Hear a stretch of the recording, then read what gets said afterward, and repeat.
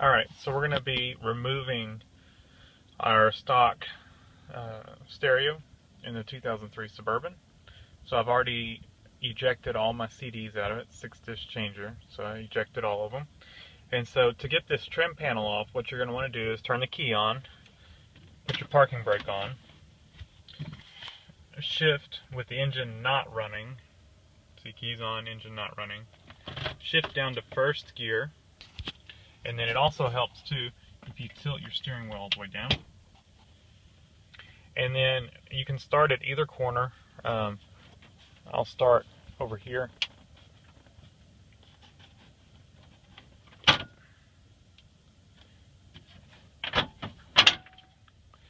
it just pops off.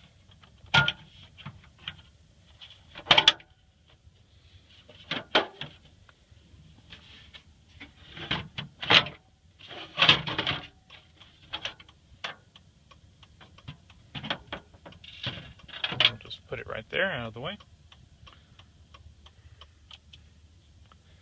And after we get that done, we can put it back in park. So here we go. This is what we're looking at. To get the stereo itself out, we're going to have to take these 3 screws out, and then we can pull it out. So let me go ahead and do that. Alright, it's a very tight fit in here, so to make myself a little more room, because you need to get to the bottom of this plug. If you look at the plug, you can see the little clip that holds it, the little push thing, is on the bottom. So you kind of need to get your hand in the bottom. I got a hand on the bottom and a hand on the top. Top I was able to push on here. The bottom I was able to kind of push on here, and between the two and wiggling it, I was able to push the plug out. So I just undid the 2 screws that hold the AC controls on.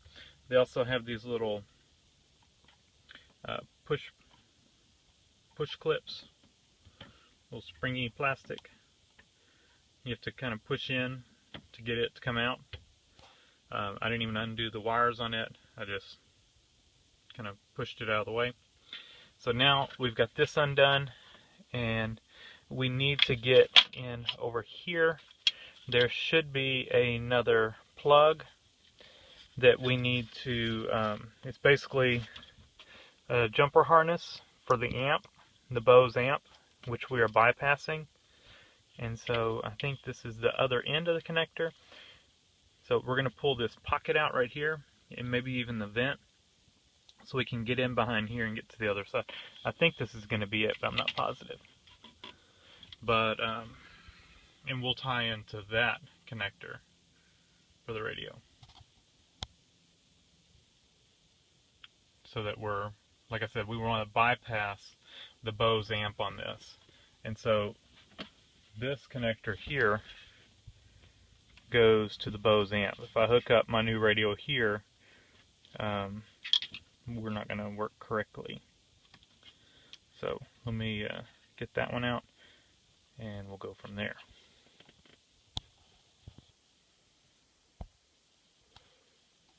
Alright, so after working on this for a minute, several screws later, I cannot easily get the vent out, the screws behind the dash, kind of the, I don't know, but, well, that just pulls out, so no screws involved for getting this pocket out. But what I figured out, if you want to do, it's pretty easy. I need to get this thing moved anyway. I don't need it behind there. So I actually just pushed on the connector, and it popped out of the little holder, and I was able to push the wires up to where they're up here where my radio is going to be anyway. So we'll undo that connector, and that's the one we will tie our radio into, not this one here. This is a jumper harness, like I said, that goes down to the amp. We'll tuck it out of the way, and our actual radio will be tied in to this connector right here.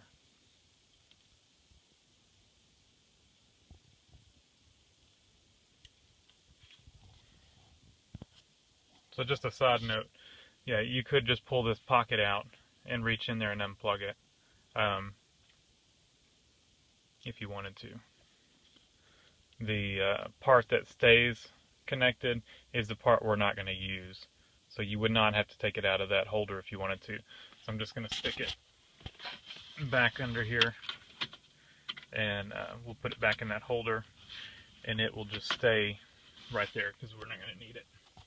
So I've pulled up this connector, which was plugged into that one, and I tucked the other one out of the way, the one that was plugged into the radio.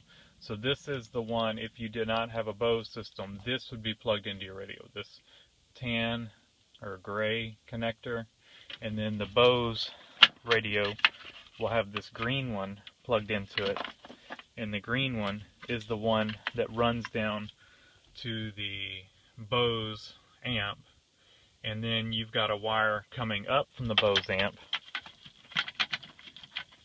which is this other connector right here.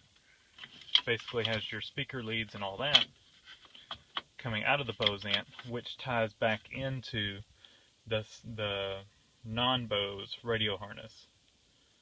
So basically, they leave this harness in for the non-Bose systems, and if you have a Bose system, they basically make a jumper harness from the radio down to the amp, back from the amp up to the standard radio harness. So by plugging our aftermarket harness into this one, we bypass the Bose amp. No need to buy a jumper harness or anything like that, or go down to the Bose amp and redo speaker leads.